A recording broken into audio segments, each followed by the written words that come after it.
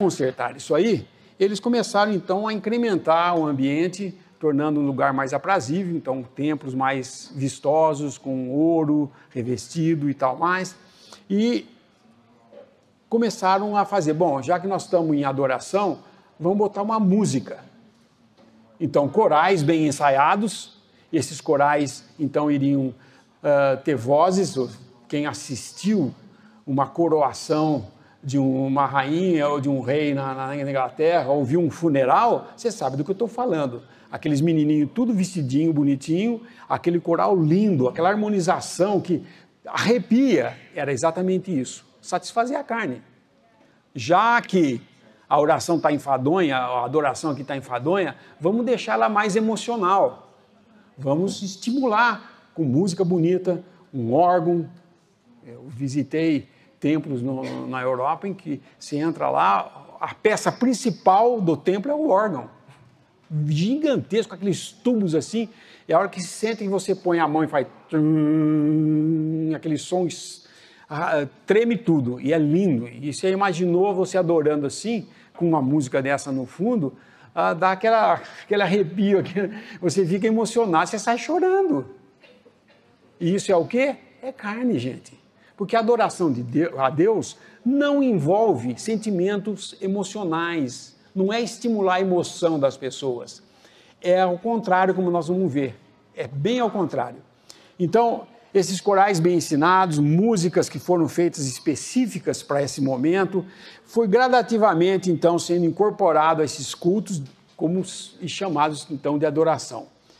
Isso, quando nós lemos, por exemplo, Atos, capítulo 2, todos são familiarizados com esse capítulo 2 de Atos, o versículo 42 fala assim, e perseveravam na doutrina dos apóstolos e na comunhão, e no partir do pão e nas orações.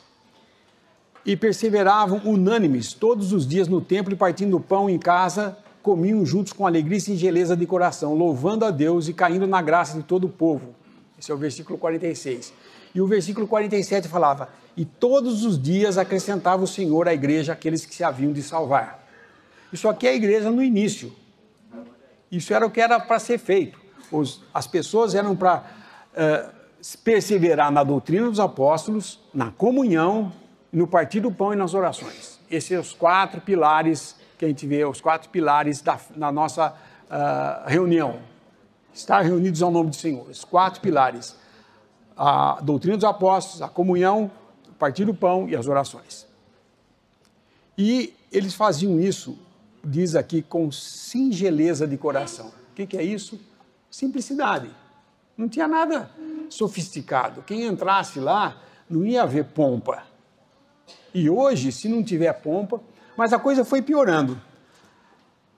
A coisa foi piorando. Hoje, por exemplo, se lê convites para adoração. Venham para a adoração.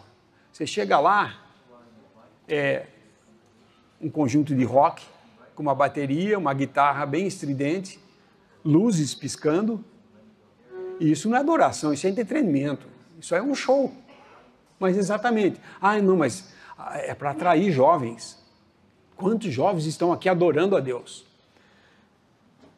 O que acontece aqui, o que aconteceu em toda essa narrativa, desde sair de Atos 2 e chegar no que nós estamos hoje, a ponto de haver reuniões dizendo-se cristãos, fazendo coisas absurdas, que a gente às vezes nem pode nomear aqui, mas estão fazendo, e dizendo que é oração.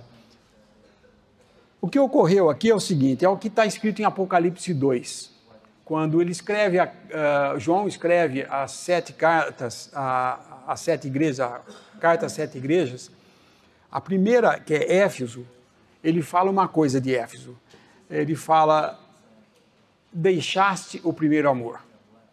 Esse foi o princípio que levou a todas as outras falhas da igreja. Esse primeiro amor não é numérico, assim, tem o primeiro, depois tem um segundo amor, tem um terceiro amor.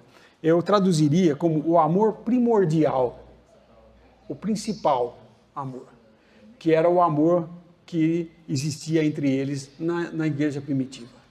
Quando se foi deixado de lado esse amor, o que aconteceu é que, a partir do momento que o coração esfriava, a adoração ia dando lugar ao serviço.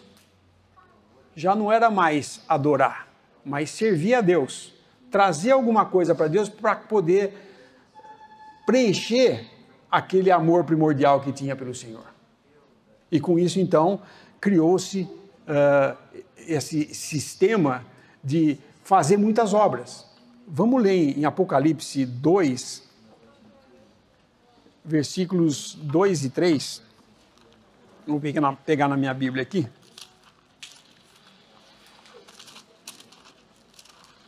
Capítulo 2 de Apocalipse, versículos 2 e 3.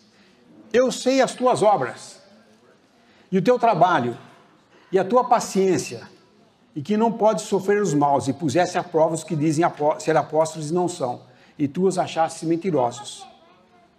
Sofreste e tens paciência, e trabalhaste pelo meu nome, e não te cansaste. Versículo 4. Tenho, porém, contra ti, que deixaste o primordial amor, ou a primordial caridade. Então, ele está narrando aqui das obras que eles fizeram e tudo mais. E é interessante notar, se a gente for lá em Tessalonicenses, quando ele fala na sua carta a eles, ele conecta o amor, o trabalho deles, o trabalho e o serviço deles, com o amor. Aqui ele não conecta, ele fala, vocês perderam o primeiro amor. Eram obras sem amor. Isso, então, era o homem no seu serviço, querendo apresentar a Deus serviço para apagar a consciência, porque o primeiro amor já tinha ido embora. É mais ou menos o que nós vemos o povo fazendo em Isaías, por exemplo, Isaías capítulo 1, o profeta falando, Deus mandando o profeta falar, quem requereu de vocês o sacrifício? Porque quando começou a multiplicar o pecado, começou a multiplicar o sacrifício também. Por quê? A consciência acusava, vamos fazer mais sacrifício para suprir a falta de confiança no que Deus é para nós. É exatamente isso que surgiu entre as pessoas. No caso dessa igreja em Éfeso, que fala a respeito de perder o primeiro amor, mas eles tinham as obras ainda. Então as obras, o serviço, passou a ser considerado adoração.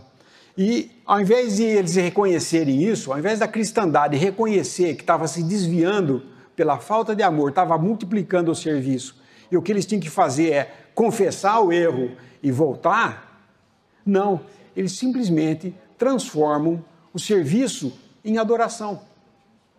E quer dizer para Deus que isso é adoração, quer empurrar. E como o clero tinha o poder sobre o rebanho, fazia o rebanho todo falar, não, vamos adorar. E o adorar era apenas serviço, não era adoração. Não partia do coração grato, não partia do amor primordial que eles tinham, pelo que Deus é para nós, mas o que Cristo é para Deus. E nós vamos ver que isso é adoração. É nós levarmos aquilo que Cristo é para Deus, não para nós. Se nós estamos reunidos aqui para partir o pão, para fazer a memória do Senhor na sua morte e ressurreição, é para apresentar a Deus louvor e adoração pelo que o Filho é para Ele. Não o que Ele é para nós. O que Ele é para nós, isso é do dia a dia, nós somos gratos, é lógico, isso também redunda em levar a adoração. Mas a adoração que parte do coração, a sinceridade do coração, com aquela que nós vimos ali, o amor mesmo, que toca o nosso coração e faz com que isso se transforme em adoração a Deus, é mostrando ou fazendo memória do que Cristo é para Deus. E aí muda todo o aspecto do que é uma adoração. As reuniões de partimento do pão vai ter um outro sentido. Não é eu ir lá me lamentar dos meus pecados, ou mesmo eu ir lá e ficar falando, então eu era assim, agora não sou mais porque Cristo morreu por mim e tal. Não é isso adoração. Não é isso adoração. Nós vamos ver várias coisas que falam ser adoração. Mas